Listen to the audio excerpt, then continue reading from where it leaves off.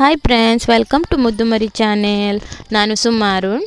ವಾಲ್ಮೀಕಿ ರಾಮಾಯಣದ 5ನೇ ಭಾಗವಾದ ಸುಂದರಕಾಂಡ ಪ್ರಾರಂಭ, ಸಮುದ್ರೋಲ್ಲಂಘನ, ಲಂಕಾ ಪ್ರವೇಶ. ಆಂಜನೇಯನು ಜಾಂಬವಂತರ ಆದೇಶದಂತೆ ಸಮುದ್ರೋಲ್ಲಂಘನಕ್ಕೆ ಸಿದ್ಧನಾದನು. ಪ್ರಭು ರಾಮಭದ್ರ, ನಾನೇನು ಮಹಾಶಕ್ತಿವಂತನಲ್ಲ. ನೀನು ನಿಯಮಿಸಿದಂತೆ ಕಾರ್ಯಸಾಧನೆಗೆ ಈ ಸಾಹಸ ಕೈಗೊಂಡಿದ್ದೇನೆ. ಪ್ರತಿಯೋರ್ವ ಜೀವಿಯ ಪ್ರಯತ್ನಕ್ಕೆ ಭಗವಂತನ ಅನುಗ್ರಹ ದೊರೆತರೆ ದೇವಸ್ಥಾನದ ಗೋಪುರಕ್ಕೆ ಚಿನ್ನದ ಕಲಶವಿಟ್ಟಂತಾಗುತ್ತದೆ.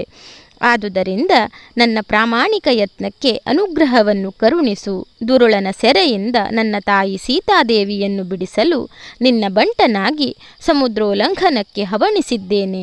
ಹಿಂದೆ ಸಮುದ್ರ ಮಥನವು ಪ್ರಾರಂಭವಾದಾಗ ಭಾರವಾದ ಮಂದರ ಪರ್ವತವು ಸಾಗರದ ತಳಕ್ಕೆ ಇಳಿಯುವಾಗ ನೀನು ಕೂರ್ಮಾವತಾರಗೆಯ್ದು ಅದನ್ನು ಎತ್ತಿ ಹಿಡಿದಂತೆ ನನ್ನ ಸಾಹಸವನ್ನು ಕೃಪಾಹಸ್ತದಿಂದ ಆಶೀರ್ವದಿಸು. ನೆಲದಿಂದ ಮೇಲೆ ಹಾರಿದಾಗ ನನ್ನನ್ನು ಆಧರಿಸಿ ಸಮುದ್ರದ ಆ ದಡಕ್ಕೆ ಮುಟ್ಟಿಸು. ಹೀಗೆ ಪ್ರಾರ್ಥನೆಯನ್ನು ಪೂರೈಸಿ ಶರಣ್ಯ ಮನೋಭಾವದಿಂದ ಹನುಮಂತನು ನೆಗೆದನು. ಅದರಿಂದ ಹರ್ಷಗೊಂಡ ದೇವತೆಗಳು ಹನುಮಂತನ ಮೇಲೆ ಪುಷ್ಪಮಳೆಗೈದರು. ಸಮುದ್ರ ರಾಜನು ತನ್ನ ಮೇಲೆ ಹಾರಿ ಹೋಗುತ್ತಿದ್ದ ಹನುಮಂತನಿಗೆ ವಿಶ್ರಾಂತಿಯುಂಟು ಮಾಡಲು ತನ್ನಲ್ಲಿ ಅಡಗಿದ್ದ ಮೈನಕಾನನ್ನು ಪರ್ವತವನ್ನು ಮೇಲೆ ಬಂದು ಅವನನ್ನು ಸ್ವಾಗತಿಸುವಂತೆ ಹೇಳಿದನು. ತಕ್ಷಣವೇ ಮೈನಕಾನು ಆಕಾಶದವರೆಗೂ ಬೆಳೆದು ನಿಂತನು. ಅದನ್ನು ಕಂಡ ಹನುಮಂತನು ತನ್ನ ಕಾಲಿನಿಂದ ತುಳಿದು ಸಮುದ್ರದಲ್ಲಿ ಕೆಡವಬೇಕೆಂದು ಪ್ರಯತ್ನಿಸುತ್ತಿರುವಾಗ ಅದು ದೊಡ್ಡ ಶಬ್ದದಿಂದ, ಪವನಜ, ನೀನು ನನ್ನ ಶತ್ರುವೆಂದೆಣಿಸಬೇಡ. ನಿನ್ನ ತಂದೆಯಿಂದ ಬದುಕಿದ ಮೈನಕ ನಾನು. ನನ್ನಲ್ಲಿರುವ ಅಮೃತ ತುಲ್ಯವಾದ ಫಲಗಳನ್ನು ಭುಂಜಿಸಿ ವಿಶ್ರಾಂತಿ ಹೊಂದಿ ಮುಂದೆ ಹೋಗು ಎಂದನು. ಅದಕ್ಕೆ ಹರ್ಷಗೊಂಡ ಹನುಮಂತನು, ಮಿತ್ರ, ನಾನು ಸೀತಾದೇವಿಯ ದರ್ಶನವಾಗುವವರೆಗೆ ಯಾರ ಆತಿಥ್ಯವನ್ನು ಸ್ವೀಕರಿಸೆನು. ನಿನ್ನ ಆಧಾರೋಕ್ತವಾದ ಸವಿನುಡಿಗಳಿಂದಲೇ ನನಗೆ ತೃಪ್ತಿಯಾಯಿತು ಎಂದು ತನ್ನ ಕರದಿಂದ ಅದನ್ನು ಮುಟ್ಟಿ ಮುಂದೆ ಹೊರಟನು. ಹನುಮಂತನು ಹರ್ಷಿತನಾಗಿ ಮುಂದೆ ಹೋಗುತ್ತಿರುವಾಗ ಸೌಮ್ಯ ಜಲ, ವಾಯು ಮುಂತಾದ ಸಿದ್ಧಿಗಳ ಬಲದಿಂದ ಅಂತರಿಕ್ಷದಲ್ಲಿ ಸಂಚರಿಸುತ್ತಿರುವ ಪಕ್ಷಿಗಳ ನೆರಳನ್ನು ಹಿಡಿದೆಳೆದುಕೊಂಡು ತಿಂದು ಸಮುದ್ರದ ಮೇಲೆ ಸಂಚರಿಸಿಕೊಂಡಿದ್ದ ಸಿಂಹಿಣಿ ಎಂಬ ಛಾಯಾಗ್ರಾಹಿಯು ಮೋಡಗಳ ಮಧ್ಯೆ ತೂರಿ ಹೋಗುತ್ತಿದ್ದ ಹನುಮಂತನ ನೆರಳನ್ನು ಹಿಡಿದು ತನ್ನ ಕಡೆ ಎಳೆದು ನುಂಗಿದಳು. ಹನುಮಂತನು ಅವಳ ಹೊಟ್ಟೆಯಲ್ಲಿ ಬೆಳೆದು 2 ಹೋಳಾಗಿ ಸೀಳಿ ಒಂದನ್ನು ಲಂಕೆಯ ಕಡೆಗೂ ಮತ್ತೊಂದನ್ನು ಸಮುದ್ರ ದಡದಲ್ಲಿದ್ದ ಜಾಂಬವಾದಿಗಳ ಬಳಿಗೂ ಬೀಳುವಂತೆ ಎಸೆದನು. ಲಂಕೆಯಲ್ಲಿ ಸಿಂಹಿಣಿಯ ದೇಹದ ಹೋಳು ಬಿದ್ದದ್ದನ್ನು ಕಂಡ ದಾನವರು, ಯಾರೋ ಬಲಯುತರು ತಮ್ಮ ಪುರವನ್ನು ಹೊಕ್ಕಲು ಬರಲಿರುವ ಕುರುಹು ಇದೆಂದು ಭಾವಿಸಿಕೊಂಡರು. ಸಮುದ್ರ ದಡದಲ್ಲಿದ್ದ ಜಾಂಬವಾದಿಗಳ ಮುಂದೆ ಬಿದ್ದ ಮತ್ತೊಂದು ಭಾಗವನ್ನು ಕಂಡ ಹನುಮಂತನ ಕೆಲಸವೆಂದು ಹರ್ಷಗೊಂಡರು. ಅನಂತರ ಮಾರುತಿಯು ನಿರ್ವಿಘ್ನವಾಗಿ ಹಾರಿ ಸೂರ್ಯಾಸ್ತ ಸಮಯಕ್ಕೆ ವಿಶಾಲವಾದ ಬಯಲಿನಿಂದ ಕೂಡಿದ್ದ ಸುವೇಲಾದ್ರಿಯನ್ನು ಮುಟ್ಟಿದನು. ಸಮತಟ್ಟಾಗಿ ಫಲಭರಿತವಾದ ವೃಕ್ಷಗಳಿಂದ ನಿರ್ಮಿತವಾಗಿ ಲಂಕೆಗೆ ಸಮೀಪವಾಗಿದ್ದ ಸುವೇಲಾದ್ರಿಯನ್ನು ಕಂಡು ಹಿಗ್ಗಿದ ಹನುಮಂತನು ಅದರಲ್ಲಿದ್ದ ಉನ್ನತವಾದ ಶಿಖರವನ್ನು ಹತ್ತಿ ದಕ್ಷಿಣಕ್ಕೆ ನೋಡಿದನು.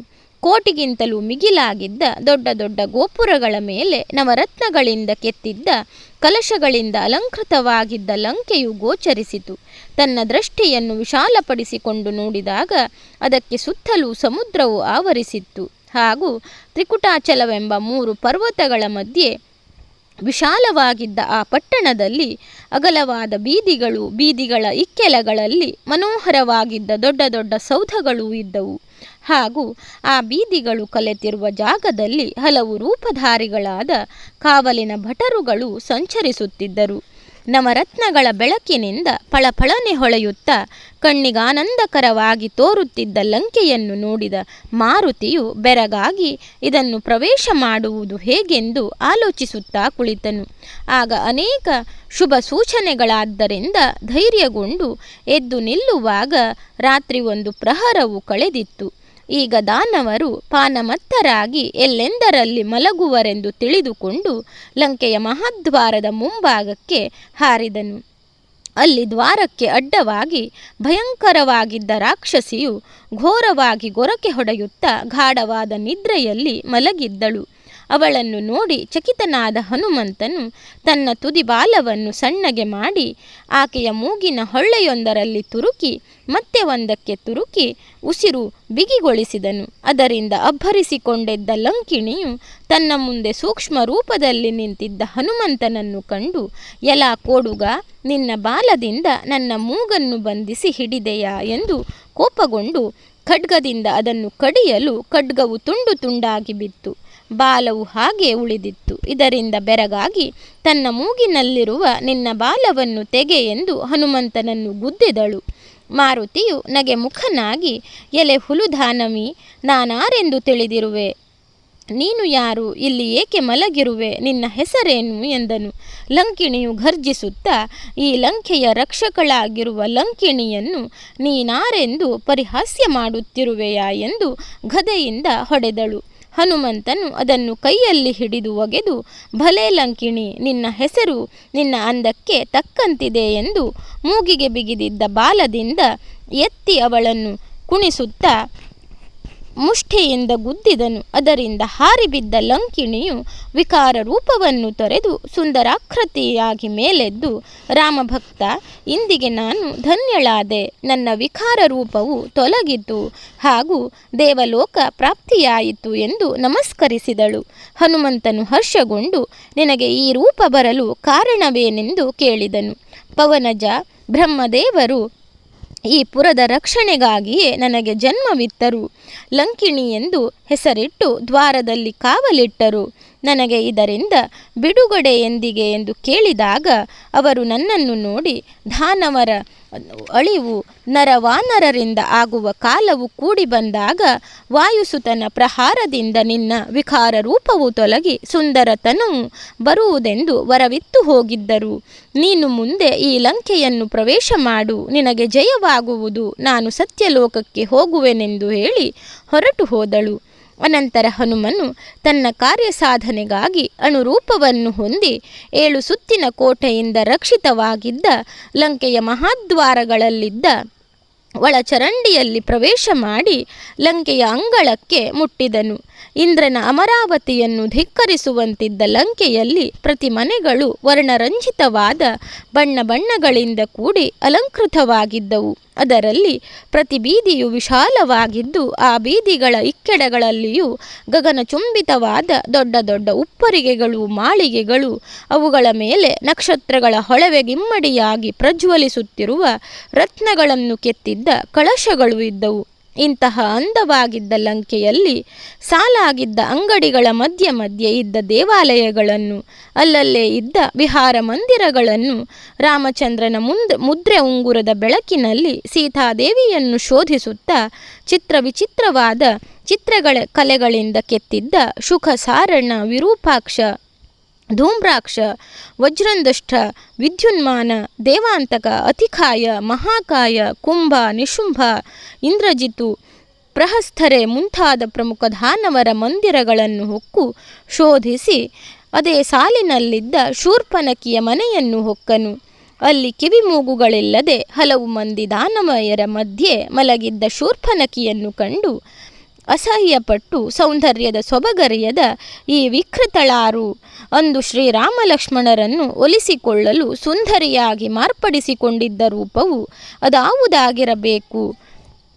ತಾನು ಸುಂದರಿಯಾಗಿರುವೆನೆಂದು ಹರ್ಷಗೊಳ್ಳುತ್ತಿರುವಂತೆ ವಿಕಾರಿಯೂ ಸಹ ಅಲಂಕಾರ ವಸ್ತುಗಳನ್ನು ತೊಟ್ಟು ರಾಮನ ಪತ್ನಿಗಿಂತ ತಾನೇ ರೂಪವತಿಯಾಗಿರುವೆನೆಂದು ಹೆಮ್ಮೆಪಟ್ಟು ಈ ವಿಕಾರ ರೂಪವನ್ನು ಹೊಂದಿ ದಾನವರ ಅಳಿವಿಗೆ ಕಾರಣಳಾಗಿರುವಳು. ಇವಳ ಮನೆಯಲ್ಲಿ ಮಹಾಮಾತೆಯಾದ ಸೀತೆ ಇಲ್ಲ ಎಂದು ಮುಂದಿನ ಮನೆಗೆ ಹೋದನು. ಆ ಮನೆಯ ವಿಸ್ತಾರವಾದ ಪ್ರಕಾರದಿಂದ ತುಂಬಿತ್ತು. ಅದರ ಮಧ್ಯೆ ವಿಶಾಲವಾದ ಮಂಚದ ಮೇಲೆ ಬೆಟ್ಟದಂತೆ ಬಿದ್ದಿದ್ದ ಕಪ್ಪು ಬಣ್ಣದ ಕುಂಭಕರ್ಣನು ಮಲಗಿದ್ದನ್ನು ಕಂಡನು. ಇವನ ಆಕಾರವು ಸೀತಾದೇವಿಯು ಕನಸಿನಲ್ಲಿ ನೋಡಿದರೂ ಹಾರಿ ಬಿದ್ದು ಪ್ರಾಣ ಬಿಡುವಳೆಂದು ತಿಳಿದು ಇಲ್ಲಿ ಆಕೆ ಇಲ್ಲವೆಂಬುದನ್ನು ಅರಿತು ಮುಂದಿನ ಮನೆಗೆ ಹೋದನು. ಆ ಮನೆಯ ಅಂಗಳದಲ್ಲಿ ರತ್ನಗಳಿಂದ ಕೆತ್ತಿದ್ದ ತುಳಸಿ ಕಟ್ಟೆಗಳು, ಸುತ್ತಲೂ ಇದ್ದ ಗೋಡೆಗಳಲ್ಲಿ ವಿಷ್ಣುವಿನ ಚಿತ್ರಪಟಗಳು ಇದ್ದವು. ಒಳಹೊಕ್ಕು ನೋಡಿದರೆ ತ್ರಿಪುಂಡ್ರಧಾರಿಯಾಗಿ ಧ್ಯಾನಾಸಕ್ತನಾಗಿ ಮೈಮರೆತು ಕುಳಿತಿದ್ದ ವಿಭೀಷಣನನ್ನು ಕಂಡು ಈ ಮಹಾತ್ಮನ ದೆಸೆಯಿಂದಲೇ ಈ ಲಂಕೆಯಲ್ಲಿ ಭಾಗ್ಯಲಕ್ಷ್ಮಿಯು ನೆಲೆಸಿರುವುದು ಎಂದು ಮುಂದಿನ ಮನೆಗೆ ಹೋದನು. ಆ ಮಂದಿರದ ಮಹಾದ್ವಾರದಲ್ಲಿ ರತ್ನಗಳಿಂದ ಕೆತ್ತಿದ್ದ ಗಿಳಿಗಳು ಮಾನವ ಭಾಷೆಯಿಂದ ರಾಮಭಕ್ತ ಲಕ್ಷ ಪುರನಾರಿಯರನ್ನು ಅಪಹರಿಸಿ ತಂದು ಉಪಭೋಗಿಸುತ್ತಿರುವ ದಾನವಾಧಮನ ಮನೆ ಇದು, ನಿನ್ನ ಪ್ರವೇಶಕ್ಕೆ ಸಲ್ಲದು ಎಂದವು. ಹನುಮಂತನು ಇದು ರಾವಣನ ಮನೆ ಎಂದು ಭಾವಿಸಿ ಅನೇಕ ರತ್ನಗಳ ಕೆತ್ತನೆಯಿಂದ ನಿರ್ಮಿತವಾಗಿದ್ದ ಅದನ್ನು ತಲೆ ಎತ್ತಿ ನೋಡಿ ಬೆರಗಾಗಿ ಶಿರದೂಗಿ ವಿಚಾರಮಗ್ನನಾಗಿ ಇದನ್ನು ಕಟ್ಟಿದವರು ಮಯ ಹಾಗೂ ವಿಶ್ವಕರ್ಮರು. ಈಶ್ವರನು ಬ್ರಹ್ಮನು ಇವನು ಸ್ಮರಿಸಿದಾಕ್ಷಣವೇ ಪ್ರತ್ಯಕ್ಷರಾಗಿ ಬೇಡಿದ್ದನ್ನು ಕೊಟ್ಟು ಹೋಗುವರು. ದೇವತೆಗಳಲ್ಲಿ ಪ್ರಮುಖರಾದ ಇಂದ್ರಾದಿಗಳು ಇವನಿಗೆ ಊಳಿಗದವರಾಗಿರುವರು. ಕಾರಣ ಇವನು ಹಿಂದೆ ಮಾಡಿದ್ದ ಪುಣ್ಯವು ಅಧಿಕವಾಗಿರುವುದರಿಂದ ಈ ಸಿರಿಯನ್ನು, ಅದಕ್ಕೆ ಹೊಂದಿಕೊಂಡಿರುವ ಸುಖವನ್ನು, ಅದನ್ನು ಗಳಿಸಿಕೊಳ್ಳುವಷ್ಟು ಅಧಿಕ ಫಲವನ್ನು ಉಂಟು ಮಾಡಿಕೊಟ್ಟಿದೆ. ಇದನ್ನು ಭಗವತ್ ಸೇವಾನುಗುಣ್ಯವಾದ ಸತ್ಕರ್ಮಗಳನ್ನು ಮಾಡಿ ಹೆಚ್ಚಿಸಿಕೊಳ್ಳದೆ ಲೋಕಕಂಟಕನಾಗಿ ಲಕ್ಷೋಪಲಕ್ಷ ಪರನಾರಿಯರನ್ನು ಅಪಹರಿಸಿ ತಂದು ಅವರಲ್ಲಿ ಸ್ವೇಚ್ಛೆಯಾಗಿ ರಮಿಸುತ್ತಾ ಆ ಪುಣ್ಯದಿಂದ ಕ್ಷೀಣನಾಗಿ ತನ್ನ ನಾಶಕ್ಕೋಸ್ಕರವಾಗಿ ಈಗ ಸೀತಾಮಾತೆಯನ್ನು ಅಪಹರಿಸಿ ತಂದಿರುವನು ಎಂದು ಹಿಂದಕ್ಕೆ ಸರಿದು ಎಡಗಾಲಿನಿಂದ ಒದ್ದು ಕದವನ್ನು ಮುರಿದು ಒಳಹೊಕ್ಕು ನೋಡಿದನು. ಅದರ ಇಕ್ಕೆಲದಲ್ಲಿದ್ದ ಕೈಸಾಲೆಯಲ್ಲಿ ಅವನು ದೇವಲೋಕ, ವರುಣಲೋಕ, ಗಂಧರ್ವಲೋಕಗಳಿಂದ ಅಪಹರಿಸಿ ತಂದಿದ್ದ ಸರ್ವಾಂಗ ಸುಂದರಿಯರಿದ್ದರು. ಅವರನ್ನು ಕಂಡು ದಶಕಂಠನ ಪುಣ್ಯಕ್ಕೆ ಮಿತಿಯುಂಟೆ ಎಂದು ಶಿರಬಾಗಿ ಮುಂದೆ ನೋಡಿದನು. ಅಲ್ಲಿ ರತ್ನಗಳ ಕಾಂತಿಯಿಂದ ಪ್ರಕಾಶಮಾನವಾಗಿದ್ದ ಹಂಸತೂಲಿಕಾ ತಲ್ಪದಲ್ಲಿ ಶೃಂಗಾರಭರಿತವಾದ ಮತ್ತು ಕನಕಾಭರಣಮಯವಾದ ಆನೆಯ ದಂತದಿಂದ ಕೆತ್ತಲ್ಪಟ್ಟ ಮಂಚದ ಮೇಲೆ ಒಬ್ಬಾಕೆ ಪರಮಸುಂದರಿಯು ರಾವಣನ ಜೊತೆಯಲ್ಲಿ ಮಲಗಿರುವುದನ್ನು ಕಂಡನು. ಏನು ರೂಪಾತಿಶಯ, ಎಂತಹ ಲಾವಣ್ಯದ ರಾಶಿ, ಸಾತ್ವಿಕ ಮುಖಭಾವ, ಪರಮಸುಂದರವಾದ ಸುಕೋಮಲ ದೇಹ, ಕಮಲದ ಹೂವನ್ನು ನಾಚಿಸುವ ಮುಖ. ಇವಳೇ ರಾಮಭದ್ರನ ಮಡದಿಯಾಗಿರಬಹುದೆಂದು ಉತ್ಸಾಹಭರಿತನಾಗಿ ಕುಣಿದಾಡಿದನು. ತನ್ನ ಬಾಲವನ್ನು ತಾನೇ ಮುದ್ದಿಸಿಕೊಂಡ ಕ್ಷಣದೊಳಗೆ ಆನಂದವು ಮಾಯವಾಗಿ ಕೋಪವು ಅಂಕುರಿಸಿತು. ನನ್ನ ಸ್ವಾಮಿ ರಘುವೀರನು ಅಹೋರಾತ್ರಿ ಅನ್ನಪಾನಾದಿಗಳನ್ನು ಬಿಟ್ಟು ಸೀತಾ ಸೀತಾ ಎಂದು ದುಃಖಿಸುತ್ತಿದ್ದಾನೆ. ಆದರೆ ಈಕೆಯು ಜಗತ್ತಿಗೆ ಆದರ್ಶ ಸತಿಯಂತೆ ನಟಿಸಿ ದುಷ್ಟನಾದ ರಾವಣನ ಹಾಸಿಗೆಯಲ್ಲಿ ಬಿದ್ದು ಅವನೊಂದಿಗೆ ರತಿಸುಖವನ್ನು ಪಡೆಯುತ್ತಿದ್ದಾಳೆ. ನನ್ನ ಒಡೆಯನು ಜಾನಕಿಯ ಪ್ರೀತಿಯನ್ನು ಸತ್ಯವೆಂದೇ ನಂಬಿಬಿಟ್ಟನು. ಇವಳು ವ್ಯಭಿಚಾರಿಣಿ ಎಂದು ಅವನಿಗೆ ಮನವರಿಕೆಯಾಗದೆ ಹೋಯಿತು. ಅನೈತಿಕ ವ್ಯವಹಾರದಲ್ಲಿರುವ ಇವರಿಬ್ಬರನ್ನು ಒಂದು ಕ್ಷಣದೊಳಗೆ ಮುಗಿಸಿ ವೀರಪುಂಗವ ರಘುರಾಮನ ಹೃದಯಕ್ಕೆ ಸಂತಸವನ್ನು ಉಂಟು ಮಾಡುತ್ತೇನೆ. ಕೃತಜ್ಞರಿಗೆ ಬದುಕಲು ಅವಕಾಶ ಕೊಡಬಾರದು. ಇನ್ನೆಲ್ಲಿಯ ಸೀತಾನ್ವೇಷಣೆ? ಹೀಗೆ ಭಾವಿಸುತ್ತಾ ರಾವಣನ ಮೇಲೆ ಕೈ ಮಾಡಬೇಕು ಎನ್ನುವಷ್ಟರಲ್ಲಿ ಹನುಮಂತನಿಗೆ ಜ್ಞಾನೋದಯವಾಯಿತು. ಹೊತ್ತು ಮೀರುವ ಮೊದಲು ತಪ್ಪಿನ ಅರಿವಾಯಿತು. ಕಣ್ಣಾರೆ ಕಂಡರೂ ಪರಾಂಭರಿಸಿ ನೋಡಬೇಕು. ಇವರನ್ನು ಕೊಲ್ಲುವ ಮೊದಲು ಕೋಸಲೇಂದ್ರನು ಹೇಳಿದ ಚಿಹ್ನೆಗಳು ಈ ಸುರಸುಂದರಿಯ ದೇಹದಲ್ಲಿ ಇವೆಯೇ ಪರೀಕ್ಷಿಸಿ ನೋಡೋಣ ಎಂದು ಅತಿ ಜಾಗರೂಕನಾಗಿ ಶಿರೋಭಾಗವನ್ನು ಪರೀಕ್ಷಿಸಿದನು. ನೆತ್ತಿಯ ನಡುವಿನಲ್ಲಿ ಕೂದಲಿಲ್ಲ. ಚಂದ್ರಮಂಡಲದಂತಿರುವ ಮುಖಭಾಗದಲ್ಲಿ ಬಾಲಚಂದ್ರ ರೇಖೆಯಿಲ್ಲ. ಪಾದಗಳಲ್ಲಿ ಪದುಮ ರೇಖೆಗಳಿಲ್ಲ. ಅದರ ಬದಲಾಗಿ ಕಾಕರೇಖೆಗಳಿವೆ. ರಾಮನ ಮಡದಿ ನಿತ್ಯ ಮುತ್ತೈದೆಯಾಗಿ ಲೋಕಪ್ರಖ್ಯಾತಳು. ಖಂಡಿತವಾಗಿ ಈ ಚಂದ್ರವದನೆ ಲೋಕಪಾವನೆಯಾದ ಜಾನಕಿಯಲ್ಲ. ಅಯ್ಯೋಯ್ಯೋ, ಎಂತಹ ಪಾಪವನ್ನು ಮಾಡಿದೆ! ಒಂದು ವೇಳೆ ನಾನು ದುಡುಕಿದ್ದರೆ ಏನು ಅನ್ಯಾಯವಾಗುತ್ತಿತ್ತು. ತಪ್ಪನ್ನು ಆರೋಪಿಸಿ ಅಳಿಸಲಾರದ ಘೋರ ಪಾಪವನ್ನು ಸಂಪಾದಿಸಿದೆ. ಇದರಿಂದ ನನಗೆ ಮುಕ್ತಿ ಇದೆಯೇ? ಕಾಗೆಯನ್ನು ಕೋಗಿಲೆ ಎಂದು ಭಾವಿಸಿದೆ. ಮಂಗಬುದ್ಧೆಯಿಂದ ರಾಘವನ ಅರ್ಧಾಂಗಿ ಜಗದೇಕ ಮಾತೆಯನ್ನು ವೃಥಾ ಹಳಿದೆನು. ಹೇ ಶ್ರೀರಾಮ, ಈ ಪಾಪದಿಂದ ನಿವೃತ್ತಿಯನ್ನು ಕೊಡಿಸು. ಲೋಕಮಾತೆ ಸೀತೆ, ಆ ಮಹಾತಾಯಿ, ನಿಮಿವಂಶ ಸಂಜಾತೆ, ಪತಿವ್ರತ ಶಿರೋಮಣಿ, ಧನುಜನ ಶಯಾಗಾರದಲ್ಲಿ ಎಂದಿಗೂ ಇರಲಾರಳು. ಅರೆಕ್ಷಣ ಮನದಲ್ಲಿ ಕಲ್ಪಿಸಿಕೊಂಡರೂ ಘನಘೋರ ರೌರವ ನರಕ ಪ್ರಾಪ್ತಿಯಾದೀತೆಂದು ತನ್ನನ್ನು ತಾನೇ ನಿಂದಿಸಿಕೊಂಡನು. ಶುಭ್ರವಾದ ಸೂರ್ಯಪ್ರಕಾಶಕ್ಕೆ ಕತ್ತಲೆಯನ್ನು ಆರೋಪಿಸಿದಂತಾಯಿತು. ಶ್ರೀರಾಮಚಂದ್ರ, ನನ್ನನ್ನು ಕ್ಷಮಿಸು. ಕೊಳಕು ನೀರಿನ ಮಡುವಿನಲ್ಲಿ ಮನಮೋಹಕ ಕಮಲದ ಹೂ ಇರಬಹುದೇ? ದೇವರ ಪಾದವನ್ನು ಸೇರಲಿರುವ ಗುಲಾಬಿ ಹೂ ಅಪ್ಪಿತಪ್ಪಿಯಾದರೂ ಕೊಳಚೆಯನ್ನು ಆಶಿಸಲಿಕ್ಕಿಲ್ಲ. ಅಮೃತ ಕಲಶವೆಲ್ಲಿ, ಸುರಭಾಂಡವೆಲ್ಲಿ, ಇನ್ನು ಇಲ್ಲಿ ನಿಲ್ಲಬಾರದು ಎನ್ನುತ್ತಾ ಮಾರುತಿಯು ಹೊರ ನಡೆದನು. ಪರಿಶುದ್ಧ ಹೃದಯದವನಾದ ತಾನು ಏನಾದರೂ ವಿಪರೀತನಾಗಿ ಯೋಚಿಸಿದ್ದರೆ ತನ್ನನ್ನು ಇನ್ನೊಮ್ಮೆ ಕ್ಷಮಿಸು ಎಂಬುದಾಗಿ ತನ್ನ ಹೃದಯ ದೇಗುಲದಲ್ಲಿರುವ ಆರಾಧ್ಯ ಮೂರ್ತಿ ಶ್ರೀರಾಮನನ್ನು ಅಂಗಲಾಚಿ ಬೇಡಿಕೊಂಡನು. ಮತ್ತೆ ಹೊರಬಂದು ನಾಡಿನಲ್ಲಿರುವ ಗೋಪ್ಯ ಸ್ಥಳಗಳನ್ನು ಪರೀಕ್ಷಿಸಿಯಾಯಿತು.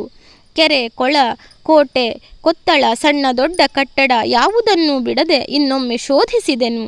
ಎಲ್ಲಿಯಾದರೂ ರಾವಣನ ದೌರ್ಜನ್ಯಕ್ಕೆ ಒಳಗಾಗಿ ಮೃತಪಟ್ಟಿರಬಹುದೇ ಎಂದು ಚಿಂತಾಕ್ರಾಂತನಾದನು. ತ್ರಿಲೋಕ ವಿಜಯಿಯಾದ ರಾಘವನ ಮಡದಿಗೆ ಯಕಶ್ಚಿತ್ ದೈತ್ಯನಿಂದ ಮರಣ ಬರಬಹುದೇ? ಅಥವಾ ಜಾನಕಿಯು ರಾವಣನಿಗೆ ಒಲಿದರೆ ಭವಿಷ್ಯದ ತಮ್ಮ ಸುಖ ಜೀವನಕ್ಕೆ ಆತಂಕ ಒದಗಬಹುದೆಂದು ರಕ್ಕಸಿಯರು ಪಾನಮತ್ತರಾಗಿ ಆ ಸಾಧ್ವಿಮಣಿಯನ್ನು ಕುತ್ತಿಗೆ ಹಿಚುಕಿ ಕೊಂದಿರಬಹುದೇ?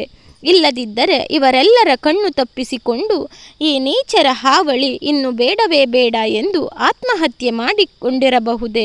ಈ ಸಂಶಯದ ಸುಳಿಯಲ್ಲಿ ಆಂಜನೇಯನ ಮನಸ್ಸು ಸಿಲುಕಿ ಚಡಪಡಿಸಿತು. ಆಗಲಿ, ತಾನು ಸಂಪೂರ್ಣ ವಿಶ್ವಾಸಭರಿತನಾಗಿದ್ದೇನೆ. ನನ್ನಮ್ಮ ದೊರಕಿಯೇ ದೊರಕುತ್ತಾಳೆ.